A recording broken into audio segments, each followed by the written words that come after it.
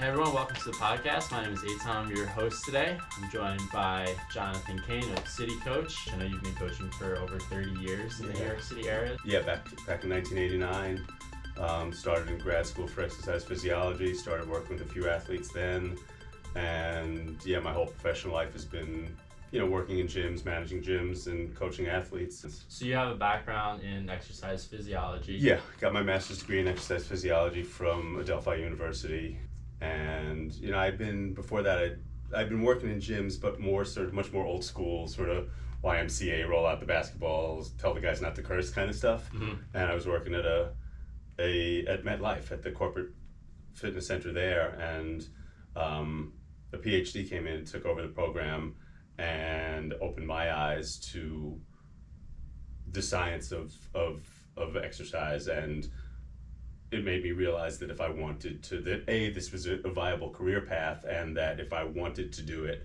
that I needed to get back in, needed to get myself to grad school, and I've been able to apply it ever since. That's obviously given you like a technical, scientific background. Mm-hmm. What, I'm curious, has been the draw for you and the impetus for you to get into coaching? Because I'm sure there's more than just that like kind of hard science aspect to it. I mean, it's funny, like a lot of the folks in that grad program with me, like the majority of them either went into corporate fitness or went into cardiac rehab. And I sort of assumed that's where I would go as well, but I realized early on that didn't get me excited. And I enjoyed being around athletes. I enjoyed helping athletes. I was in grad school, and even when I was working in gyms, I would always gravitate toward the folks who were running races or wanted to compete in some way or another and wanting to help them. And certainly you're right. I mean, there is a big difference between textbook exercise science and how do you apply it to athletes. And human side. They are. And look, I'll be the first to admit, I had some missteps and continue to probably, where sometimes I would forget, oh yeah, this athlete is in fact a human being. And but again, over those 30 years of coaching, I think I've gotten to the point where I can now sort of read the athlete and see what buttons to push. And I'll use the example all the time. I have a few sort of standard workouts that I'll use with a new runner who I'm working with, and I'll see, like, if I give runner A an interval workout, I'll send them to the track, whatever. We'll go to the track. And they come up a little bit shy. They just don't quite hit the marks I asked them to. They're going to send me a text saying, "Coach, I came up a little shy. I'm really pissed. I know I can do it. Could you give me this workout next week? Can I do it tomorrow? Can I?" Mm-hmm. But there's others who are going to go, "Coach, I'm really disappointed in myself. I'm sorry I let you down. I don't know. Maybe I'm too ambitious." Mm-hmm. And I can't treat those two, even if they're physically exactly the same, even if they ran the same times. I can't treat them the same. Sure. And even I imagine it could be this, the same particular athlete, but in two different instances. Absolutely. Maybe. And so, yeah, I can use the exercise science as a sort of baseline, as a starting point. But yeah, I need to see what that athlete reacts to. Do they, is it an athlete who's really motivated by winning, or is it an athlete who hates the idea of losing?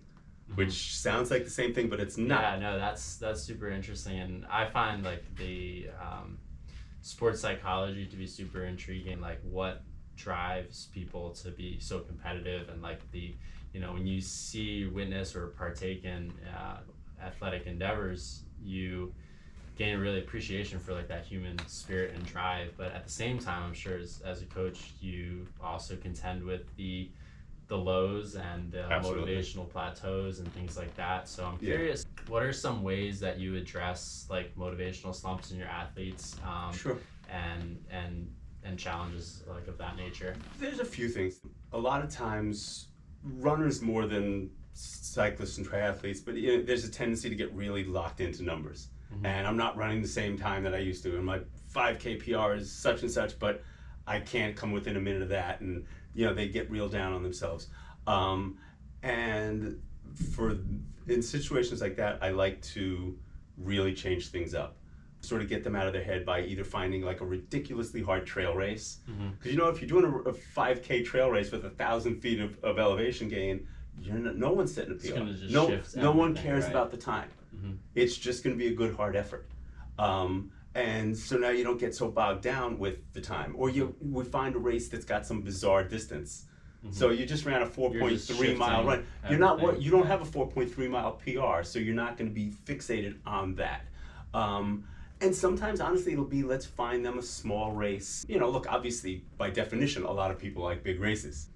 But, you know, I like to sometimes put one of my runners in a little out-of-town race with 100 people, and where they'll be a little bit more of a big fish anyway, and they don't have to worry about, oh, Sally, Sally sees me running this time, she's going to look at me funny. Like, it just sort of frees them up. And I think also, you know, I tell my runners and my triathletes a lot that it just takes one race to sort of flip the script and change how you are, how you perceive yourself. And look, I'll use the example of my wife, who's a very accomplished athlete, but she fit a lot of those criteria. Like, for a while, she was really down on herself. She would say that she was the woman who raced slower than she trained. She's like, I just never come up big. I was like, all you need is one race. You come up big in one race, and you'll redefine I think it's yourself. Jack Daniels' quote that's like, a good race is never a fluke. Yeah, exactly. You know, and so now with her, and it's funny. I mean, with her, it's not exactly the way you would design it, but she will tell you to this day. So she had done the New York Roadrunners triathlon, just a little sprint triathlon with a pool swim, a lot of beginners, and it was sort of her way of getting back into triathlon. She won the race the first year. The second year, she was in the lead, and my instructions to her were, you've got this thing, just execute, don't take any chances, you can win this. So sure enough, she gets on the bike, takes a turn way too fast, crashes out, cracks her helmet, messes up the bike, lots of skin missing, cobwebs. She's watching the women go by. Gets back up on the bike, regains the lead, wins the race. That's incredible. And I saw her going out of T2, out of the second transition area. And again, there's skin missing, she's limping. I said, you don't have to do this. She said, yes, I do. She got back up, she won the race. And she will tell you that it's the best thing that ever happened to her was crashing, because she then saw herself differently. That's awesome. That's such a cool story. So, and yeah, hopefully folks don't have to go to quite that extreme. But that's what it takes. It takes one race where that guy who had been your nemesis ends up in your rear view, or you run just one little thing to flip that script, and you now redefine yourself, and now the trajectory changes. So for me as a coach, it's just a matter of finding different ways to do that. So yeah, it's go out of town, try a different race, do a relay, do something different. And and get them through it. You coach athletes who, well, firstly at a variety of different levels, abilities, and reasons for them even participating in the sport. I'm wondering, how do you adjust your approach to, let's say, a hyper-competitive athlete versus someone who is just looking to build consistency and movement? Sure. And what commonalities are there between coaching those types of athletes, and what types of differences are there? Well, I think one of the things, I mean, I'm not going to pretend I don't have flaws as a coach or as a human, but I think one of the things that I've done well is I treat all of my athletes with respect, and I don't try and tell them what their goals should be. If I have an athlete who says, I want to be on the podium at nationals, or I want to win this race, or I want to set a PR or an ambitious PR, great. If I have someone who says, you know what, I haven't exercised since high school 20 years ago, and I just want to be able to get out with my kid and feel better and look better or whatever, that's great too. And a lot of times folks, when they meet me, they'll say, well, what do you think I should do? It's you tell me what the target is. I'll help you get right. Yeah, You're the person I will that get you there. But yeah, the athlete I can navigate you there, but I can't tell you until you tell me where the end point is. I can't do that. So I try and be respectful of that. And when I have that hyper competitive athlete, I'm not going to say, oh, come on, it's all like, we're all winners, who cares? No, you want to win races? Let's go win races. But I'm not going to flip that over and take the person who says, I just want to feel good and look good and be healthy, or my doctor says that I need to do, cool, let's do that. And Everyone's reason is the most important to them. yeah, and I try and be respectful of that and to them, and that goes back to, look, I was a very okay athlete. I was not winning big races or anything like that, but I mean, I ended up running with Central Park Track Club for a while, and one of the things that I liked the most, and I was sort of the token middle of the pack guy on that team. Like, there was a bunch of really fast guys and me, but Tony Ruiz, who was the head coach there, Stuart Calderwood, they always, like, I was always impressed at the respect they showed me. Like, the hugs that I got the first time I broke 20 minutes in a 5K, and they had guys running 20 minutes for 4 miles. But they were happy because they knew it was an accomplishment for me. And I felt like they took me seriously. And I try and have that same approach with my athletes. I'm not going to say, oh, you think that's fast? You should have seen my other guy. Like, There's always someone fast. There's always someone fast. Someone slower. Of course. I like to think about running kind of as like a medium for like self-actualization, things like that. Kind of like, it's a way in, it's literally the canvas that we luckily have to be able to change our lives through movement, and whatever that looks like, whether it's winning races, whether it's being consistent and moving and just getting healthier, or getting outside in the morning, whatever it is. I think there's, like you said, kind of an equal importance to the particular individual who's pursuing that. Yeah, and I think sometimes, it's the athletes themselves who sometimes will put judgment on it, and certainly the more, the more mundane goals, if you will, the ones who, I just need to lose a few pounds, or I want to keep up with my kid, or they're very apologetic at times. And they're like, well, I know you have people who are like, it's fine. Don't tell me about my other people. Right. Like, you hire me, I take your goals seriously, and I hope they appreciate that, and I hope they see that, and I hope that I think that when they have that feeling, I think it's self-imposed. I don't think it's anything that I do. I think it's they sort of come in expecting me to be that way, maybe. But I think once they realize that I respect them and their goals, I think that helps build a good relationship with them, and then we can help them meet that, whatever it is. And sometimes those goals will change. Totally. We've had people, Harry Newhouse, who's become a good friend of mine. He started off in one of our Jackrabbit beginner running programs, where our goal was to do a 5K. It's going back probably 10 plus years. He ended up working at Road. He ended up getting a job at Roadrunners. He ended up, he's 60 plus now. He's become a very competitive triathlete. He's run marathons. He's coaching for a competing team, which is, it's always fun. Like, he coaches for another team, but I coach him.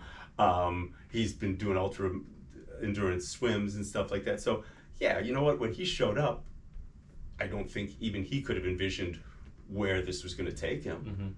That athletics would change who he is and his, Totally. and his career.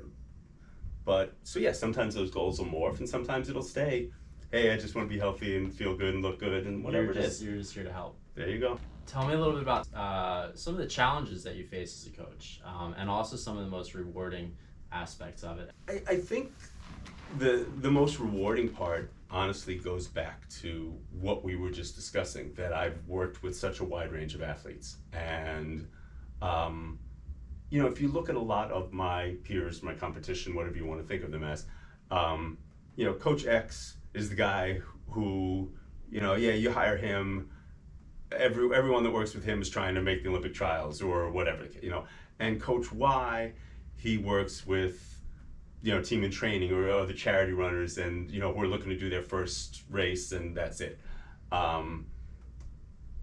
And I'm proud that I've had a pretty wide range of athletes that I've worked with, that I've never been just that one guy. I've worked with runners, I've worked with triathletes, I've worked with, as we said, people who are just trying to be healthy, and and training for fitness. I've worked with people. So look, the top of the resume folks, Christopher Berglund, who set a world record, who won triple Ironmans, who ran 153 miles on the treadmill in 24 hours. Yeah, that looks good on the resume. I've been lucky enough to work with a few national or world champion multi-sport athletes. That looks good on the resume, and obviously I'm proud of those. But I overall though, I think I'm, to answer your question in a very long-winded way, I'm proud that I've built a practice where I've been able to help a lot of people. And so when I meet someone, there was a woman who took one of my Jackrabbit beginner program 15, 20 years ago, whatever it was. No, not 20, 15 years ago. And then she did, it was beginner level 1, beginner level 2. She did a half marathon with us. And I didn't see her for a while. And I bumped into her in Prospect Park one day. And she was all apologetic. She's like, I'm sorry, I haven't signed up for anything. I'm like, you're out here running. Mm-hmm. She's like, oh yeah, no, I've been doing this race and that race, and I signed up for a marathon. I'm like, look, obviously I gotta pay the bills, so I hope people sign up for some of my programs. But she changed her trajectory, and I had a little part in doing that. So seeing her there, like I said, she's apologizing. And I'm like, I haven't seen you in a couple of years. You're still out running. That's great. Right. So that's the kind of stuff that I'm proud of. And, I'm proud also that in my coaching practice, I look around and there are so many people who've worked with me either as assistant coaches or even folks who started out training with me who then went on and got a coaching certification, or, that I can sort of look at the sort of family tree and go, oh, there's a lot of coaches in New York who I had at least a little something to do with getting them in that direction. So yeah, that's the kind of stuff that I'm proud of. In the store here, we starting to see people getting excited about the marathon, Sure. talking about the marathon. It's just become the predominant race that is on everyone's mind right now. Sure. I ran the New York City Marathon in 2016. It was my second marathon. Marathon for me personally has been a very challenging distance. I've run 3 road marathons, and I've not had what I would feel is a successful race. Okay. I've qualified for Boston, which was great. I've run Boston, but I have not feel like I've personally well executed a marathon race. And I think part of the challenge for the marathon distance is the combination of the intensity of the running and the duration of the running. So it's for me been personally a challenge. I've run and had success in distances farther than the marathon. Right. So I'm curious, as a coach, if you can give us some broad advice, let's say, that can have appeal to a lot of our listeners and viewers in terms of what to expect. Let's say you're a new runner going in to run your first marathon in New York. For the first timer, the talking points are always around getting them to the starting line in one piece, and impressing upon them. I just got a call from a young man, talented young man, and he wants me to coach him for the marathon, and he's super ambitious, super talented. And literally before we could get started, I said, what's the longest run you've done so far? And, and he said, well, I had done, I think he'd run 12. He goes, but I ran 20 last week. And I went, uh-oh. And then sure enough, he's like, I need to go to my doctor. I need to, and he's a great guy. But he let his ambition get the best of him. And now I'm worried about getting him to the start, let alone to the finish. So for first timers, even if they're fast and talented, you can't finish if you don't start. So it's really again, those talking points are get to the finish, get to the start line healthy, then, again, to borrow a phrase from Tony Ruiz of Central Park Track Club, get to the finish with some dignity. But yeah, that's not going to happen if you don't get there in one piece. And just in general is respect the distance. First timers, it's funny because, having talked to groups for all these years, I can reference athlete X, athlete Y who's done stuff, and I'll tell them, yeah, here's athlete X who's, our plan was to run 10-minute miles, and he said, but at mile 10 I was feeling great, so I just took, you started running 9-minute miles, you better feel great at mile 10. Yeah. If you don't feel great at mile 10 of a marathon, we're in a lot of trouble. So that's not the time to change the plan. So again, respect the distance. Mile 20, you want to say, hey, I feel really good. Good. At mile 20, you can start to race off of instinct. At mile 5, mile 10, even mile 15, your body's whispering sweet nothings in your ear, and like it's going to tell you lies. Don't be swept away. Don't be swept away. And it's like the old, what was it, from How I Met Your Mother or something, about how, like, no good decisions were ever made at a bar at 2:00 in the morning. Well, That's your bar at, no good decision was ever made at mile 8 of a marathon when you said, I want to change my goal to something more ambitious. Right now is the time to make that decision. Now look, I mean, if you want to go the opposite way, if you want to go, ooh, this doesn't feel right. I always tell my runners, like, I'd much rather you make a subtle change sooner than a big change later. Mm-hmm. So you know what, if you're mile 8, mile 10, and you're going, something doesn't feel right. So take that hypothetical 10-minute marathon, or 10-minute mile, go to 10:10, 10:15, mm-hmm. Do it now. Don't wait till the doors fly off and then you're walking. Mm-hmm. I don't want anyone going, Coach Kane said never deviate. Don't get more ambitious early in a marathon. Respect the distance, get to the start line healthier. Those, the biggest talking points for the marathoners, for the first timer. Coach Kane, I want to thank you for being on the show today and sharing your insights, your knowledge, and wisdom and advice with our viewers and listeners. It's been great to catch up with you, and I really appreciate you being on. I appreciate you having me. It was a blast talking to you, and best of luck with the podcast. We'll see you on the next episode.